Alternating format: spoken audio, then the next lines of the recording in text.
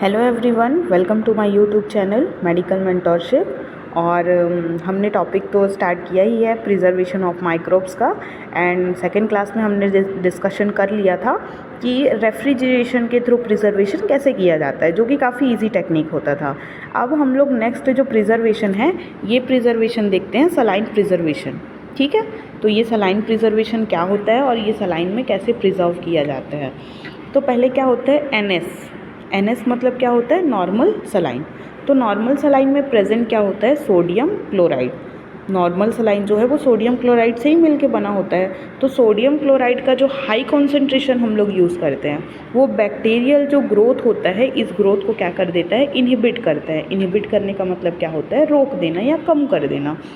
तो यहाँ पे क्या होता है, and saline osmotic pressure maintain करता है। ऑस्मोटिक प्रेशर मतलब क्या होता है कि एक सेल हो गया, सेल के अंदर NaCl का कॉन्सेंट्रेशन और सेल के बाहर NaCl का कॉन्सेंट्रेशन दोनों जब इक्वल होता है, तो इक्वल होता है, इसको हम क्या बोलते हैं, आइसोटोनिसिटी वर्ड हम लोग यूज़ करते हैं। तो ये जो है वो क्या मेंटेन करता है, आइसोटोनिसिटी को भी मेंटेन करके रखता है, मतलब सेल को डैमेज होने से प्रिवेंट करके रखेगा।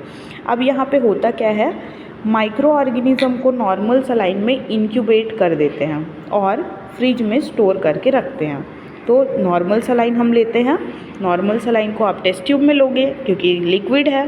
तो यहाँ पे आपको क्या कर लेना होता है, एक टेस्ट ट्यूब लेना है, टेस्ट ट्यूब में आपको डाल देना है नॉर्मल सलाइन। नॉर्मल सलाइन में ही आपको क्या ऐड कर देना है, यहाँ पे डाल देना है आपको कल्चर को, कोई भी बैक्टीरिया कल्चर रहेगा उसको इसमें डिज़ोल्व कर देना है। उसके बाद उसको क्या कर देना है, रेफ्रिजरेटर में रख देना है, फ्रिज में रख देना है। तो ये जो है आपका क्या हो जाएगा, एक जो प्रिपरेशन जो है, प्रिजर्वेशन का जो एक प्रिपरेशन है वो कंप्लीट हो जाएगा। अब यहाँ पे क्या होता है, अगर आपको क्या करना है, इस नॉर्मल सलाइन में जो आपने कल्चर किया है, इसको आपको फिर से क्या करना है, यूज़ करना है, रीयूज़ जब आप इसको करना होता है। तो रीयूज़ करने के लिए हम क्या करते हैं, आपने सबसे पहले क्या करना है, इसको आप फ्रिज से रिमूव कर लोगे, रिमूव फ्रॉम फ्रिज। अब रिमूव करने के बाद क्या करना होता है, आप इसको क्या करोगे, थॉइंग। थॉइंग मतलब क्या होता है कि टेस्ट ट्यूब रहता है, टेस्ट ट्यूब को हम क्या करते हैं, जब लेते हैं टेस्ट ट्यूब को, ये टेस्ट ट्यूब को लिए और इसको दोनों हाथों से पकड़ के क्या करना होता है, रब करना होता है। तो जब रब करेंगे उसको, तो हमारा बॉडी टेम्परेचर उसको मिलेगा और वो एक नॉर्मल रूम टेम्परेचर में आ जाएगा। अब जैसे रूम टेम्परेचर में आ जाएगा, इसमें आप एक नाइक्रोम वायर लूप लीजिए, स्टरलाइज होना चाहिए, उसको आप इसमें डीप कीजिए और आपको जितना क्वांटिटी में आपको कल्चर को लेना है आप उसको ले सकते हैं और देन उसको फिर से रीयूज़ कर सकते हैं। ठीक है, तो ये जो है वो थर्ड मेथड होता है। अब इसके बाद जो फोर्थ मेथड है वो हम लोग देखते हैं। तो फोर्थ मेथड जो है, इसको हम बोलते हैं क्रायो प्रिजर्वेशन। क्रायो प्रिजर्वेशन, कभी भी ये क्रायो वर्ड जब हम लोग यूज़ करते हैं, तो क्रायो का मतलब क्या होता है, माइनस टेम्परेचर। कभी भी क्रायो वर्ड यूज़ कर रहे हैं मतलब किस में स्टोर किया जा रहा होगा, उसको माइनस टेम्परेचर में स्टोर किया जा रहा होगा। तो इसमें करना क्या होता है, preservation at very low temperature, ये वेरी लो टेम्परेचर में प्रिजर्वेशन होता है। इस मेथड में माइक्रो ऑर्गेनिज्म को वेरी लो टेम्परेचर में, अब वेरी लो मतलब कितना लो, तो -196 डिग्री सेल्सियस, जिसको हम बोलते हैं लिक्विड नाइट्रोजन में प्रिजर्व करके रखते हैं, इसीलिए इसको क्रायो प्रिजर्वेशन कहते हैं। ठीक है, अब क्या होता है, जिस भी माइक्रो ऑर्गेनिज्म को प्रिजर्व करके रखना है उसे टेस्ट ट्यूब में या फिर स्लांट को लिक्विड नाइट्रोजन मशीन में रख देते हैं।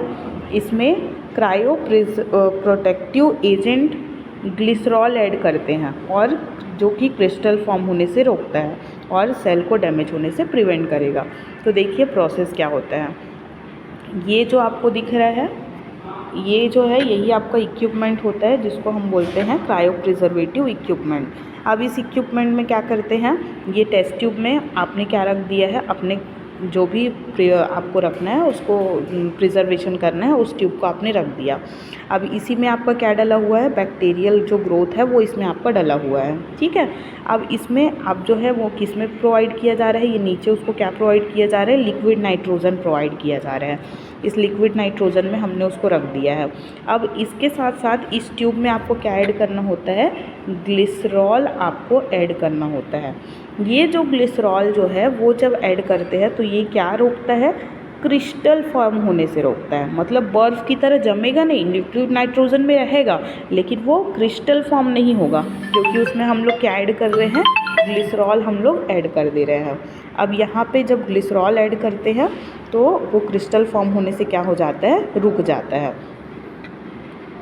नेक्स्ट जो है वो हम लोग देखते हैं